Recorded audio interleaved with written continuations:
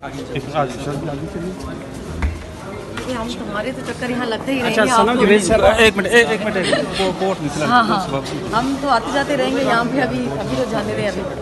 सनम जवेद साहब आपके लाहौर में जो है वारंट गिरफ्तारी कुछ जारी किए गए हैं, और रियासत को बहुत क्या सारे खतरा है? खुफिया भी बहुत निकले हुए हैं ना, सिर्फ एक लाहौर में नहीं निकले हुए। अच्छा और भी निकले हुए हाँ हैं? जी जी। तो क्या मरियम नवाज साहब इंतकाम की सियासत अभी तक भी आपके साथ कर रही हैं? जी बस वो यही है ना, अभी हमसे गारंटियाँ चाहिए ना चुप रहने की। अब मुँह हमारे बंद क्यों नहीं हो रहे, इसलिए ये होता रहेगा।